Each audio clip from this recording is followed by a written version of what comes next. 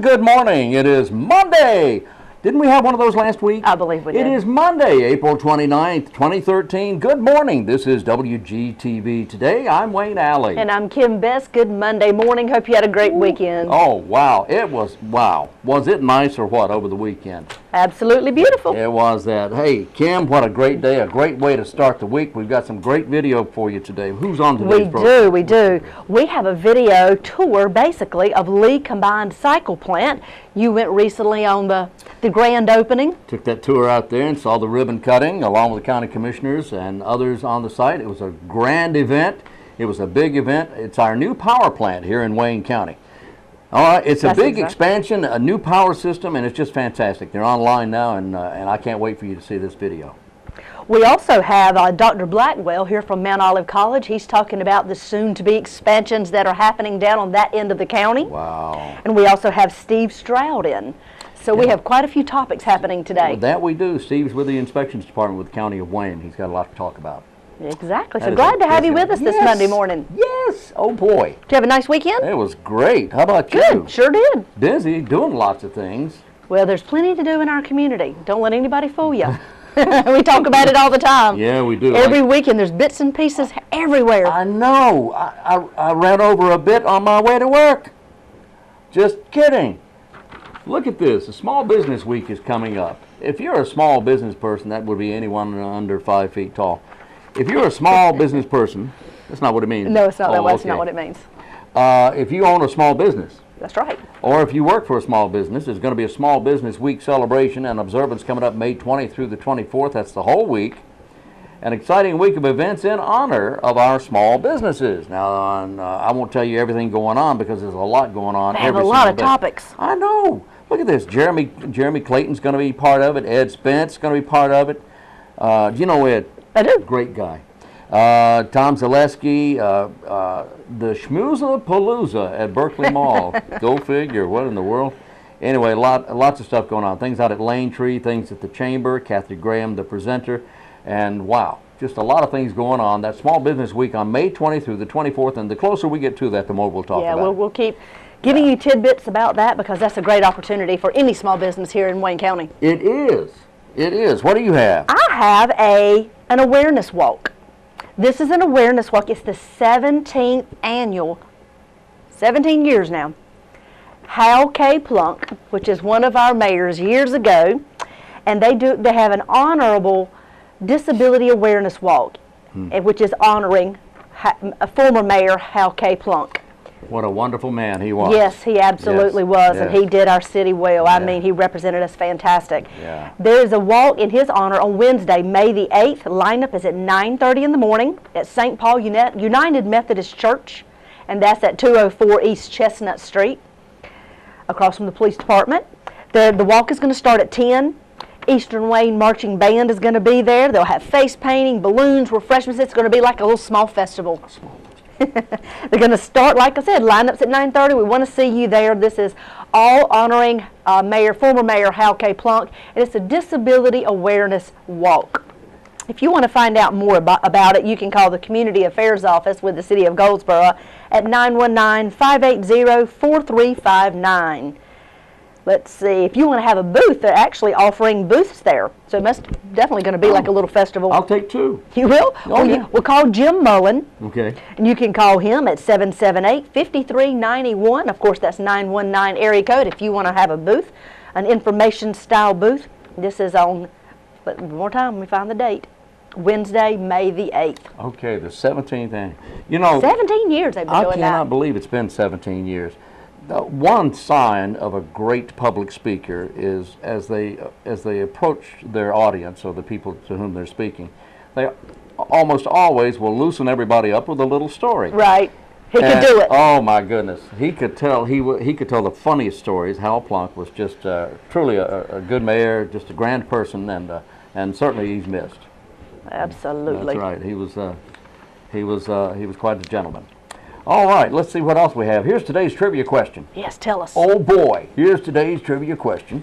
Now, this is something that you can take the rest of your day and know that you've learned something on Wayne Goldsboro Television. There you go. The category is not so famous authors. Okay. The guy's name is Ernest Wright. Now, he had a middle name, but I don't remember it. But Ernest Wright wrote a book a long time ago, back in the 20s or 30s. Okay. Okay? And it's not to be confused with another famous book, similar name, so I won't even tell you the name of the book.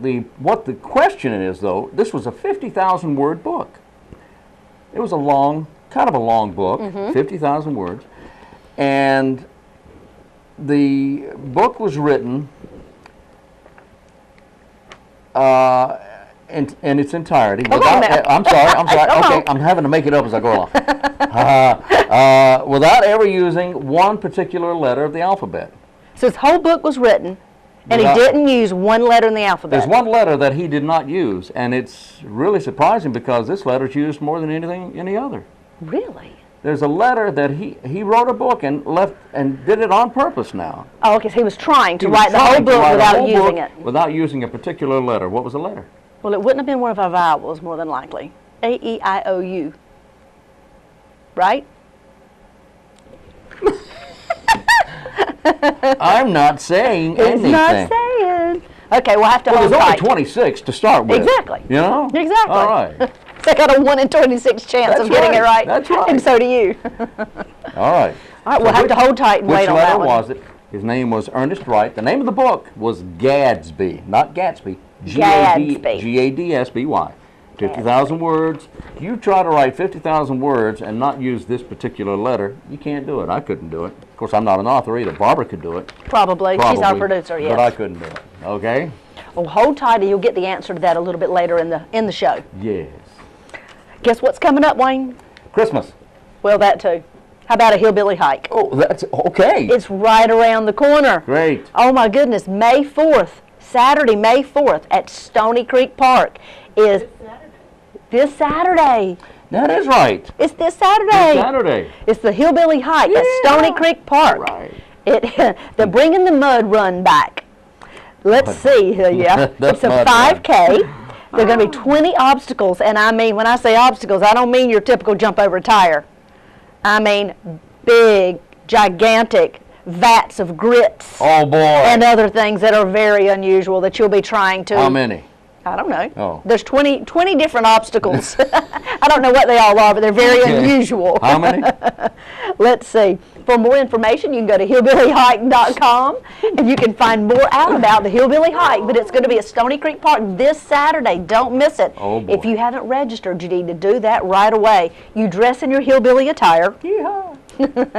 And you participate in a 5K filled with 20 different obstacles. And the last one we had out at Waynesboro Park was hilarious. It was a good workout for those that actually participated. It was, and people are still talking about it. Yes, they are. I can't wait to see this one because it's gonna be new and improved out at Stony Creek Park, May 4th. Be great. This Saturday. All right, birthdays for today. Yes. Today's the 29th, and that means Jerry Seinfeld's having a birthday. He's 58 years today. 58. 58 years today. How about that? Michelle Pfeiffer. Who looks like she's still 20. Oh, boy. She's 54 today. Let's see. Uma Thurman. She's 42 today. The late, great Duke Ellington having a birthday today, or he would have been having a birthday had he lived. But born this day, 1899. Eve Plum, you know who that is? Nope. She was Jan Brady on the Brady I knew Bunch. that name sounded Yes, familiar. you knew that. Eve Plum is 54 years today. 54? Can you believe that? Really? From the Yes. Brady Bunch? My goodness. That's right. Andre Agassi having a birthday, married to Brooke Shields. He's 42 today. He was a tennis player, right? That's right. World champion he was. That's right. Very I good thought at that. One of my favorite singers, the late Tammy Terrell. She and Marvin Gaye just rocked the world. Oh, yes. She died in 1970 at a very young age, 25. Oh, she that was is way too 25 young. and died on stage. Really? Very That's sad. horrible. Carney Wilson, 44 years today. She's an American singer and TV Yes, she personality. She is with the group Wilson Phillips. Yes. Kate Mulgrew is an actress, Commander Catherine Janeway on Star Trek. Didn't know Very her pretty name. lady, 57 she is.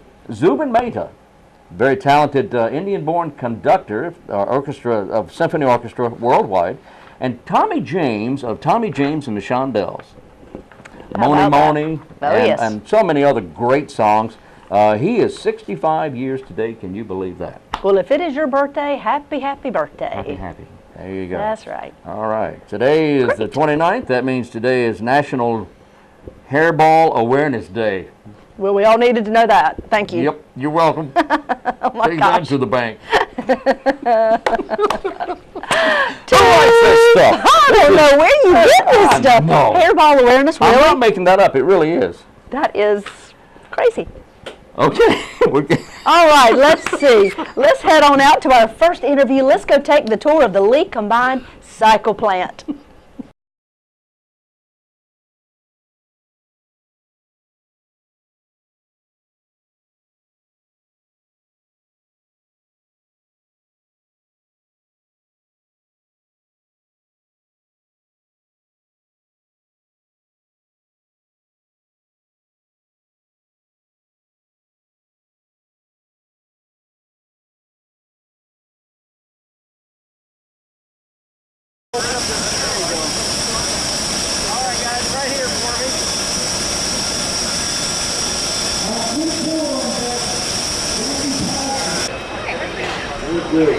All right, well, here we go, ladies and gentlemen. Good morning to you. My name is Bob McCall. I am the General Manager of Fleet Services for the new Duke Energy. And I used to be the plant manager here back in 2000. So this is where I got my start with, at that time, CP&L, soon to become Progress Energy. Now we're the new Duke. I want to start out with 3 words that I think you're very, very familiar with. Affordable, reliable, clean energy. When you look at this plant, isn't this awesome? Give it a hand. Isn't this awesome? Keith Trent is our Executive Vice President and Chief Operating Officer of Regulated Utilities in Duke Energy. Give him a hand.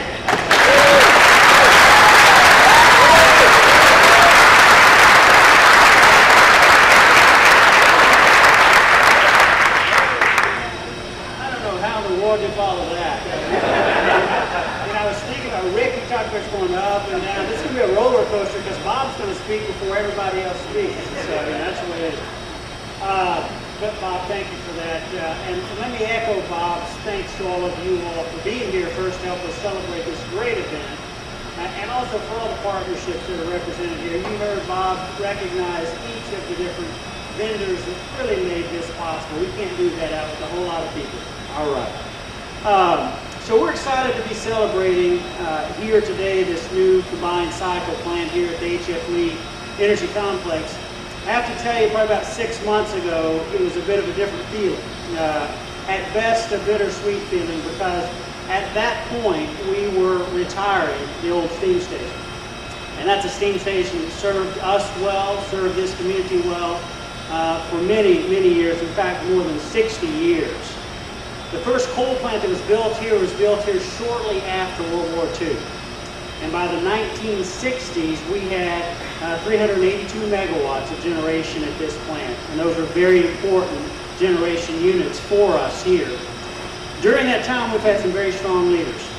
In fact, that's how the HF Lee complex was named. It was named after one of our local employees here, and he had a huge impact on this community and certainly on this plant. In March of 1964, this complex was named after Harry Fitzhugh Lee. And he served Carolina Power and Light for 45 years. And folks around here really associate energy with Mr. Lee. But we've been fortunate to have a lot of strong leaders at this plant, and you've been introduced to some of them already, Bob and Julie and now Rick here. And that leadership has really paid off well for us. And we've seen that leadership and the teamwork that we have here. That was displayed remarkably back at Hurricane Floyd when it came through here and all the damage that we had and how quickly we restored that. So a great team in the past, we've got a great team in the future, and we're going to see a lot of good things here. So this plant is impressive in and of itself, but it's part of a larger modernization that we're doing at Duke Energy. We are adding, by the end of this year, we will have added 6,800 megawatts of new generation. And by the end of this year, we will have retired 3,800 megawatts of old, inefficient plants. And you heard Bob and Rick talk about affordable, reliable, clean. That's part of what we're doing here. That's part of what this plant is all about, and it's a part of what we are about in our overall modernization program. So we're excited about those efforts. So let me close and be very brief here to say I want to thank all the folks who were involved in this. Certainly our employees, the vendors that we had, the contractors that we had that worked with us, but also the local citizens and the community around us. Without all of the support you've been giving to us, this doesn't happen. And so I want to thank you very much for that work. We are a part of this community. We intend to be a part of this community for decades to come, and we enjoy that partnership. Thank you so much, Keith. Hey, we're going to keep it going. We're going to have the Vice President of Project Management and Construction, Mr. John L. Nitsky. Give him a hand.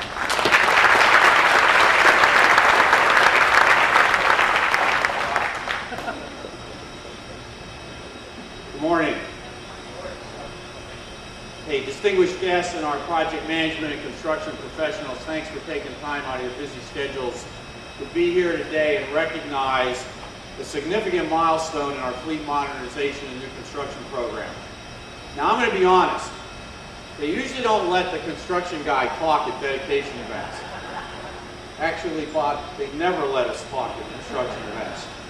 But there's a reason today, and as much as I know that Keith wanted to hear me talk about concrete slump rates and enthalpy, and Paul wants a primer on efficiency rates, I recognize that my job here is not unlike that of a bridegroom at a wedding. You got to remember, number one, you're not the center of attention. And number two, if for some reason they do ask you to speak, be brief, be sincere, and be seated. So I'm going to stick to that requirement this morning. But I do want to take time to share something very important with you about this project. No project of this size and this complexity has ever been 4 months behind schedule or more and delivered on time, on budget, and with a high quality. Let me say that again. No project of this size or this complexity has been 4 months behind and delivered on cost, on schedule, and at the quality that you see out here. Imagine over 3 million man-hours of work, 31,000 cubic yards of concrete, over 400 miles of electrical, and to get 4 months behind because of a problem we had with the concrete placement on our steam turbine tabletop. Now, lesser project teams, maybe at lesser utilities, might have said, well, John, that kind of stuff's going to happen and sometimes you're going to get behind. Well, not this project team. Not our project team, not our partners from Kiewit and Pick, not our partners from Toshiba. Instead, these guys said, we're going to do what we said we were going to do. We're going to deliver this project before the end of the year, and we're going to make our company and our community proud of what we've done here. And these guys did just that. So that's the team and the people that make a plant like this happen. That's what this is really about. It's the people that bring it all together. But that's not all these guys did. Somewhere in the middle of all this, they found time not only to change the landscape out here and build a new power plant, but also to make some change happen in the community. And I want to give both our owner side and our contractor side a lot of credit for that. Over $60,000 were contributed to the local community through a variety of outreaches. One of the ones that's near and dear to my heart as a veteran, you see the posters back here of Friday Red Shirt Days. Every craft laborer, every person on the site contributed to helping out our veterans returning from Operation Enduring Freedom and Iraqi Freedom. And that's just a real testament to the kind of people that build these kind of projects in our community. Very well done, folks. I appreciate it. Okay, next. Let's keep it going with Mr. Paul Newton. Paul, where you at, brother? Yeah, perfect. Come on up. Hand for Paul.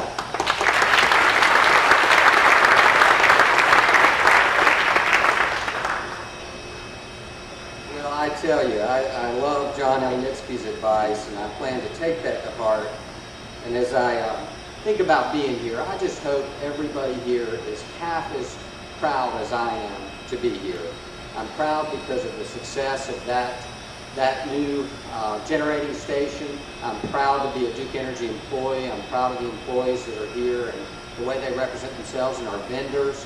I think about Tony White, who represents the using and consuming public.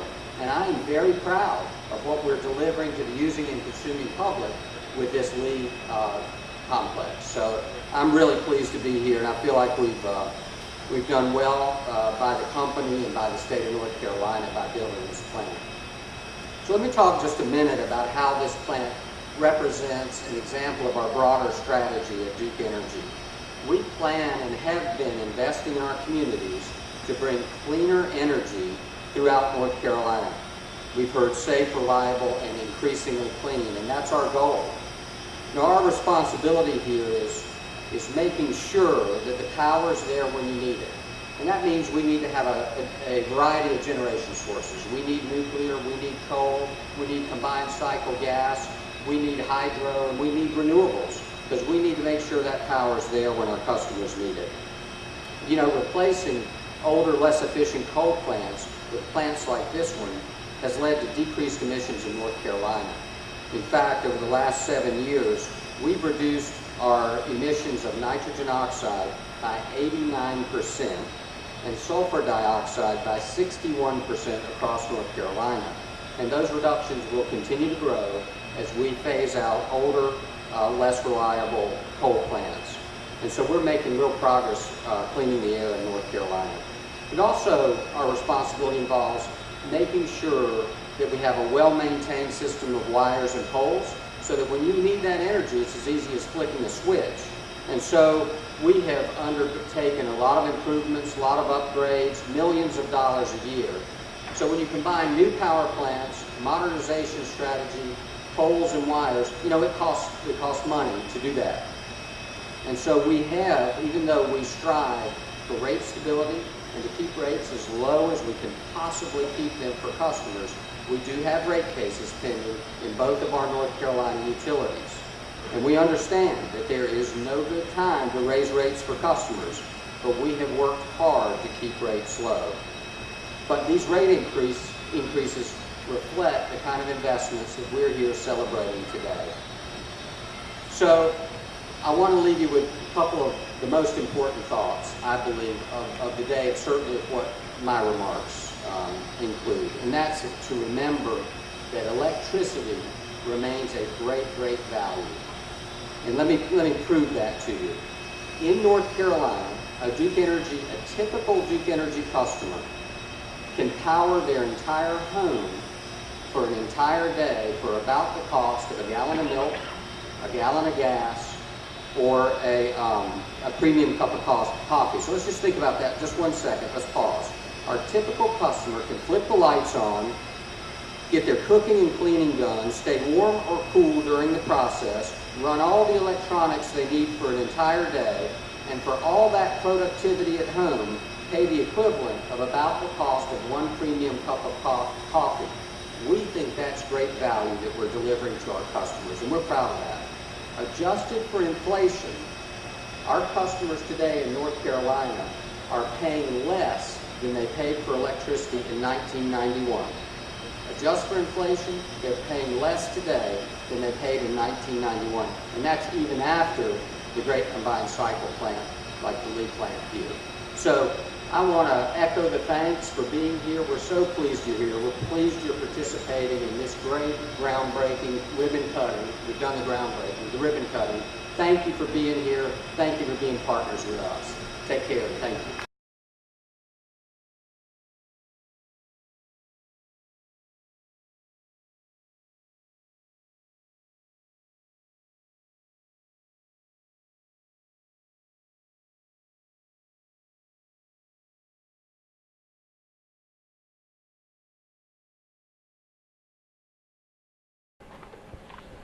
And we're back.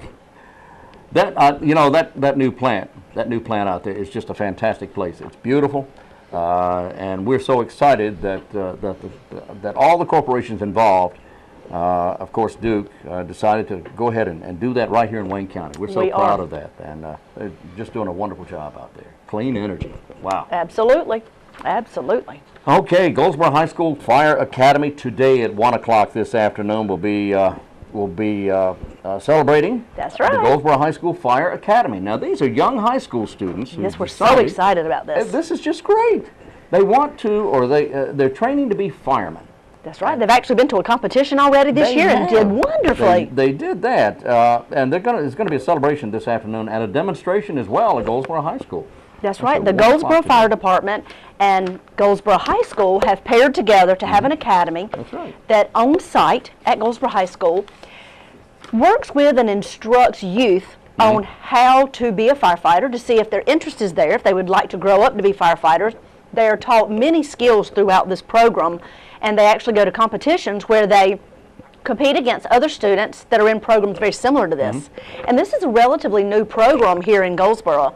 And we are thrilled to be partnering, that the City of Goldsboro and the Fire Department is partnering with Goldsboro High School. It's been a great first year. We're glad to have them on board, and it's worked out beautifully. The youth, we've interviewed them several times, that are participating in this program have really grown, and they've gotten so many great qualities that they've been able to develop through this program. And today is a big day for these folks. Yes, these young a people, big celebration. And we're so proud of them. We are very proud. They have just come to the forefront here, and these young people are just doing an amazing job training to be firemen. That's right. That's right. That's right. We're very proud of them. Well, we have a great big announcement we want to talk about one more time. I mentioned it last week, the end of last week, that we've got a contest going on, Wayne. Really? We do. The City of Goldsboro has a contest. It's called What's in a Name? What's in a Name contest. That's right. What we're doing is we're trying to come up with a slogan or a motto about the City of Goldsboro, but we want your help. Oh. We want everyone in our community to come up with a motto or a slogan themselves about Goldsboro. Something positive, something that will cause conversation, something that represents our community. Okay. Yes. So we have, on May 1st, the contest begins. May 1st? May 1st. Wow, that's this week. That's Wednesday. That's this Wednesday, in 2 days. Okay. The contest begins. You can go to the city's website, which is goldsboronc.gov. You'll see it all over our homepage. You click on anything that says, what's in a name? What's in a name? I like that. Do that one more time. What's in a name? There you go. When you see what's in a name, you'll get all the details in the particular contest. But let me tell you, the name tells a story. It tells our story, the City of Goldsboro story. It should be positive, original, and memorable. It should be believable. This is who we are, but it can also be aspirational. This is how we are evolving and changing with the times. All right. Everybody's eligible to submit. We welcome individuals and groups to participate. We have many wonderful and exciting prize packages for the top 20 winners, then the top 5 winners, and then a huge prize package for the big overall winner. Oh, the overall winner. The overall winner. I won some overalls once. Did you? Yeah. But we're not giving you any. Oh. May 1st, this Wednesday it begins. It'll go all the way through June 30th. That's the last day. What's in a name? What's in a name? You can submit as many times as you would like. If you don't have access to a computer, you can actually pick up these submission forms right there at City Hall. They'll be available where you can fill it out and just turn it right back in. Put your signature on there. But it's City of Goldsboro, something. What's in a name? Something. So who's eligible to participate in this? Everybody is eligible except for the Goldsboro City Councilman. Well. And, of course, because they're actually looking at voting on this. Right. And the marketing team that is participating. Okay. Everybody else is eligible to submit. So if you want to win a pair of overalls, here you go. We're not giving away overalls. What's in a name? But as of Wednesday, May 1st, I will be announcing what the prize packages are. But I'm not announcing until that day. You can find it on the city's website, goldsboronc.gov, or you can see it here on the show. But we have some great prize packages. We want you, the citizens of Goldsboro, to submit what you think represents our city. You know, a new slogan, new motto. Really exciting. Yes, it is. Can't wait to see what everybody turns in. I just think, you know, if your slogan is chosen, that's... You have that forever. Yes. Yes. You can say forever. You came up with that. Yes. What's in a name? What's in a name? A lot's in a name. A lot is in a name. A lot is. We're going to see what you submit. Coming soon. Okie dokie, Smokey. What have we here now? What else you got? You want to talk about Oh, the young sure. professionals? Oh, They've let's got a do big that. old morning rush coming up. I am telling you, these guys are just, they're just going They're on all fire, the time. aren't they? They are on fire. The Yes, young they are. professionals morning rush is going on. May 2nd, from 7:30 in the morning until 8:30 in the morning. And some people would say, I don't get up that early. Well, see, these are young professionals. They're all the time they're going. Transforming Goldsboro through greenways. Come learn about Goldsboro's hidden system of greenways and what trails you'll be walking or biking in the near future. Also find out about the 3-mile single-track bike trail behind Lantern Inn. That's exactly right. Don't want to let the cat out of the bag. That's a secret place, isn't it? Not That secret trail anymore. box, Now it's open to the public. They Everybody cleared knows? it out. It's Really? beautiful. They all know about that? If they don't, we're telling them now. Boy, it was a great place to go and ride your bike and all that. It still is. Single-track bike trail behind Lantern Inn. Wayne County Young Professionals Group realizes that not everyone is available for after-hour socials, so they created Morning Rush. Morning Rush now. The ages? The ages? 21 to 40, I believe. Oh, okay. I have 10 to 15. I don't think so. That's not right, though. I don't think so. Okay. I think it's ages 21 to 40 are eligible to participate. There's going to be a presentation that will last 10 to 15 minutes. That makes more sense. Okay. I knew that. Ages are 21 to 40. 21 to 40. They are our young professionals. Young professionals. All right. Anyway, if you want to RSVP, 734-2241. 734-2241. That's right. Okay. Well, Wayne, let's move on down and let's see what's happening at Mount Olive College with Dr. Blackwell and Steve Stroud.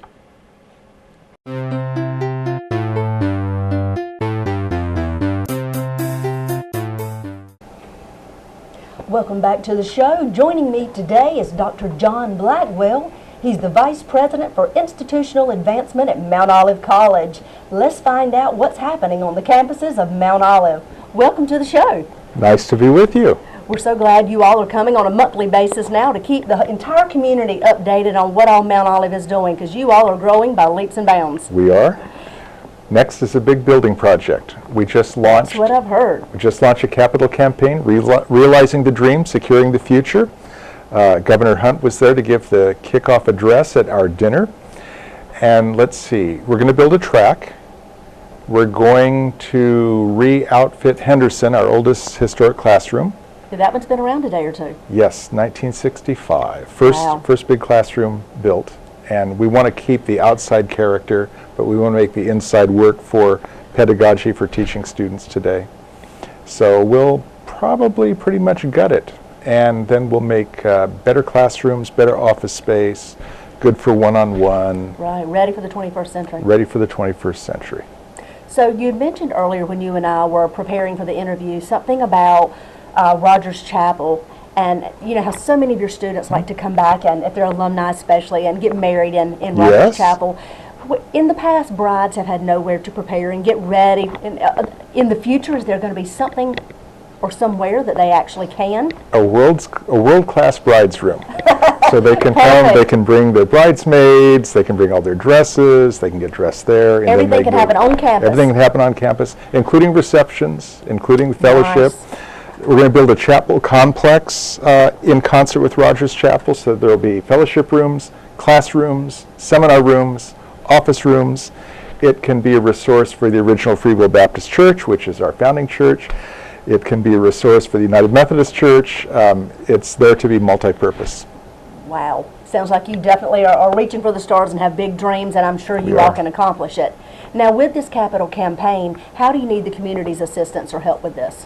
Well, we have raised $16.3 million as of today. Our goal is $20 million. You are so close. And the last $4 million is going to be the Always the hardest most to raise. difficult. yeah. I know, that's the way it goes. If people know of foundations that might like to give either to fine arts or to a chapel complex or to classrooms or to a track, That's what I was going athletics. foundations would be great. if people want to give personally, they can contact President Kerstetter or me. And he would be glad to take Yes, it. we will. We will.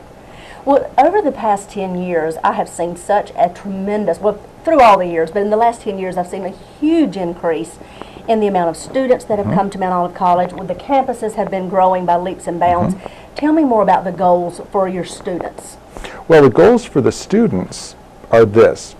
We want to transform our students into an economic resource for Eastern North Carolina. So we want to produce more nurses because Eastern North Carolina is not only short of nurses, the baby boomers who are my age are going to be retiring. Right. So we want through all 7 of our locations to be producing plenty of nurses. We want to continue to develop agribusiness, both to produce people who actually grow the crops and people who teach it. We want to produce more educators so that especially the rural areas will be well taught. We want to produce more police officers and the like. So our goal is to recruit students from Eastern North Carolina who will make a big economic impact in Eastern North Carolina so that the quality of life will continue to improve and people will want to stay here. Well, it sounds like you all have got a great foundation and have got great dreams that you are reaching for. And I've heard you talk several times about these new programs that you all are adding to Mount Olive College, from the nursing to law enforcement, and the list goes on and on. Some have been there and others are new. When do you plan to have some of these courses, like the nursing courses, in place? The nursing program started this past August, and we opened with 87 students. We want to grow that to 500 because we've been talking with officials, again, from Eastern North Carolina. That's where the shortage is going to be. And we think that we can make the biggest contribution to affordable health care by producing first RNs and then physician assistants and nurse practitioners. So we've already started. We'll break 100 soon, but we would like very soon to be up to 500 in the nursing program. Wow. Well, it sounds like you've done your research. You know what our state needs, and you're trying to make sure that you all offer at Mount Olive College what our state needs. That's our goal. And have our workforce ready to step into those positions. Tell me more about housing at Mount Olive College. That has changed through the years as well. It's changed. We've built some apartments. We now, as you may know, we acquired the Mount Olive High School. Right. We transformed that into the Bill and Marcy Bird apartment complex, which is also where the Assembly Hall is. So now we have apartments where people can also come for concerts and the like. And it's possible that we could be developing some of our fine arts there. It's also possible that we could be doing something downtown in Mount Olive as well. And that's what I was going to ask you. So branching out as you are contemplating where to build your buildings and where for Mount Olive College to grow, you are entertaining the idea of downtown and the revitalization of downtown Mount Olive. We are. We believe that the revitalization of downtown is in everyone's best interest. And I think in kind of peculiar ways, but when you look at the population of Mount Olive and Goldsboro, that's about the size that Florence was in the time of Dante, which was 1300. And they did some of the best combination of art, religion, agriculture, and banking in the history of Western civilization. So we hope to engage the college with the town of Mount Olive and Goldsboro to provide great art, great Christian education, great agriculture, great banking, and what did I miss? And then that will help with the rebirth of the relationship of between the college and the church, the college and the town of Mount Olive with Goldsboro. Absolutely. Well, you hear us talk about all the time. We are very much here in Goldsboro all about making partnerships, all about reaching out to our community and our fellow communities, and you all are such an intricate part of our county, and you all offer so much. And we talk about here on the show each and every week all the different opportunities that you all at Mount Olive College offer everybody in our county and our community. And we thank you for what you all offer. Thank you for the possibilities you're offering students, not just in our state, but across the United States. Thank you for having us. Absolutely. So if you hear more about the capital campaign at Mount Olive College, Dr. Blackwell has been here today talking all about the details of what they would like to do in the Mount Olive area. So stay tuned and you'll watch the growth of Mount Olive College.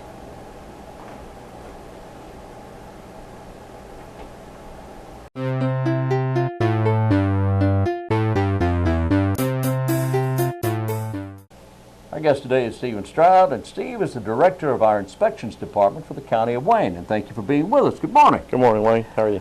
I'm doing great, and I hope you are. Yes, sir. All right, now, inspections department, what do you do? Well, we inspect all buildings, new construction in the county, building, electrical, plumbing, mechanical, fire inspections. We do a little bit of all of it. A little bit of all of it, and of course, bottom line is you do this because safety is the key. That's right. Safety is the key. Keeping the public safe. That's right. Now, I understand that there's some new things on the horizon here. Do we want to get right into that? Yeah, we can. A new requirement now, as of April the 1st, is all building permits, and there's some exceptions to it, but all building permits will require a lien agent now. It's called the lien agent law, which became effective April 1st, and what it is any project that is over $30,000, if a homeowner owns their house and they live there, it doesn't apply to them. If the project is over $30,000, you hire a contractor, then this lien agent has got to be applied for through the North Carolina Department of Insurance. All right, now who does this, I know it affects everyone who's building anything, but who would be most affected by this new ruling? It would be a general contractor. Be the one that it would apply to most, and it is for a good cause. What it's for is, let me give you an example. Let's say you hire John Doe Construction Company LLC. I've used those guys. Okay. Yeah. Pretty good. Yeah, they're okay. You're satisfied. Okay. They in turn hire electrician, plumbers, heating and air contractors. Right. It's subcontractors. That's right. At the end of the job, we want to make sure everybody's paid. Right. This lien agent, which is assigned through the North Carolina Department of Insurance, that you'll have on file with the permitting office, our office, as well as with the Department of Insurance. They check at the end of the job that everybody has been paid, that this contractor has paid his subcontractors, subcontractors have paid their suppliers, so at the end of the job, if your electrician is not paid, he's not going to come back on your property and file a lien on your property. Against the homeowner. That's right. Or the person who is, in this particular case, the least likely to be responsible. That's right. Because the contractor, the person who hired the subcontractors, should be the person who pays the bill. He should have been the one that was responsible for it, but in case he doesn't pay or the subcontractor doesn't pay their suppliers, they can come back and put a lien on the property. On the property, which you've got to pay at some point. Somebody's going to have to pay it. Right. If you sell your property, this lien has got to be satisfied before you can sell your property. Well, it sounds to me like this is long overdue.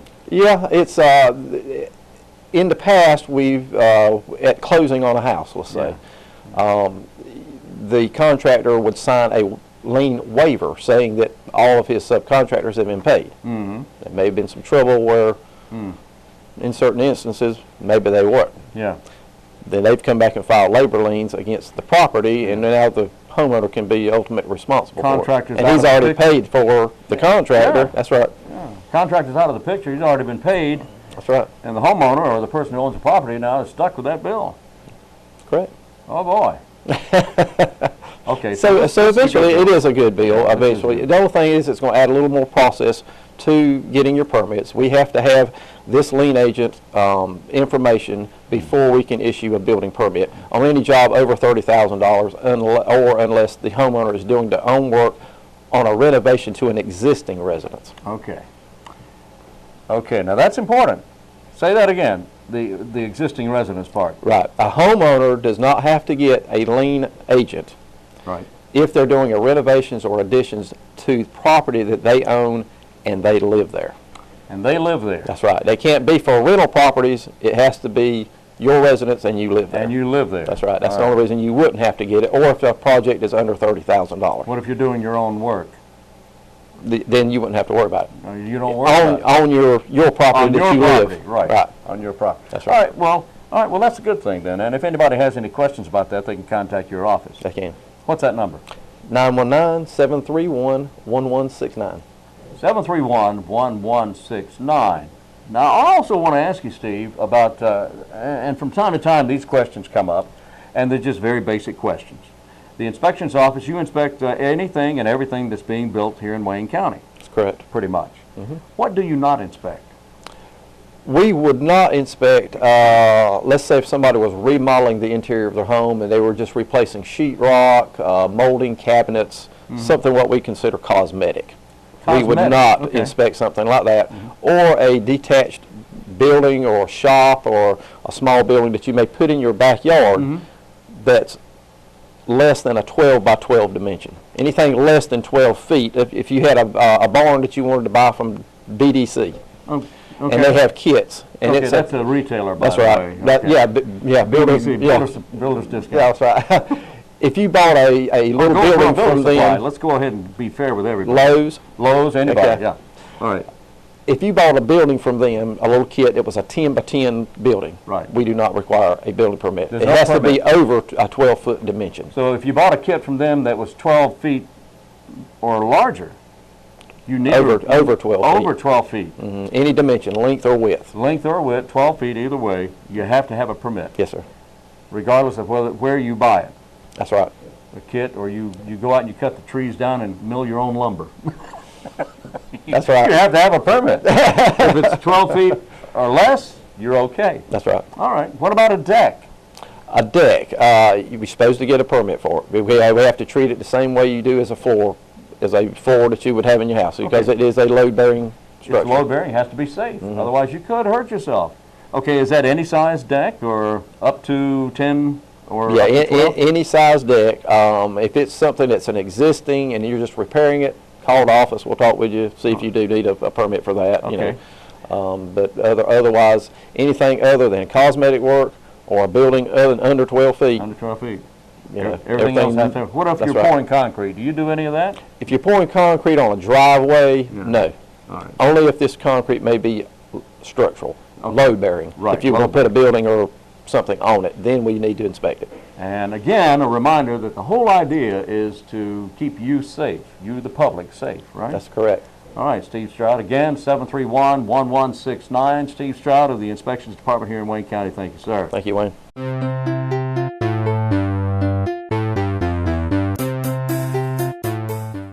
Okay, we are back. Yes, we are. Oh, boy, that was great. Dr. Blackwell is just so knowledgeable about the college, and he's excited about being at Mount Olive College. He absolutely is, and the college is growing by leaps and bounds. telling you, yeah. I mean, did you hear right now they have 87 people enrolled in the nursing program, and he wants it to be 500, just like that? Just like that. And they'll do it. And of course, we always welcome Steve Stroud to come in and tell us what's going on in the inspections department. He is always busy, always doing something, doing a great job. That's right. All right, the trivia question for today. Let me go ahead and give you the answer to Please the trivia do. question. This man, Ernest Wright, wrote a book of 50,000 words and never used, on purpose, the letter E. How in the world did he write a whole book without using the letter E? He did, and I just... He misspelled a lot of words. Did he? No, he didn't. Everything was right. Wow, I can't imagine, because that is in so many words. E is the most popular letter. It's I would more, think so. E is used more often than any other letter of the English alphabet. Well, I bet it was an interesting book. I would imagine that was pretty boring. Well, I was going to say that, but I thought, well, maybe not. I mean, But you said it. Well, he's not alive anymore, so of course, I don't know where his sons live, but Yep. Oh, well. probably a very boring book. I say probably because I haven't read it, because it's probably very boring. Well, there you go. That's There your you go. trivia question answer for today. So, what's in a name? No, wait a minute, that's something else. That's a different thing. That's the contest. The letter E. That's he right. did not use. No, he did Gadsby, not. Gadsby. I have no idea what it's about. Okay. There you go. What do we have? What else do we have? We got other stuff as well. We do. Don't forget this Wednesday's Farmers Market out at Herman Park. Yes. Don't forget. You want to Yes. stop by there and get fresh local produce. They have ferns, they have flowers, they have jewelry at the farmers market. They have pumpkin bread and banana breads, and all this is homemade fresh goodies. Out at Herman Park, over on the Herman Street side, you'll know as soon as you drive by, you'll see an entire parking lot full of goodies and cars and people going to get local fresh produce, and we want to support our farmers. Local agriculture. You know, it just tastes better. It's just, you know, it does. Fresher veggies and fresher banana breads. Fresher banana breads. Well, I once had a banana bread tree. Did you? I hear you. Really? Well, there's some mighty good cooks that are bringing some good baked goods out to the farmers market as well. I mean, homemade cookies, and the list goes on, and each week it's getting bigger and bigger and bigger. So check it out. So am I. So check it out. Farmers Market, each Wednesday from 9 in the morning until 4 in the evening. That's right. And Herman Park. That's right. And also check us out, because we'll be back tomorrow morning at 7 o'clock right here on WGTV television. Yes, we will. WGTV, Wayne Goldsboro TV. And we thank you for being with us every morning at 7 o'clock. Repeat the program at noon, repeat the program at 5:30, and then again some other time during the evening. And we're also on your Facebook as well. Yes, we are. Facebook and YouTube channels for the city and county. That's right. So join us tomorrow morning at 7 o'clock, and until then, I'm Wayne Alley. And I'm Kim Best, and this is what's happening in your community.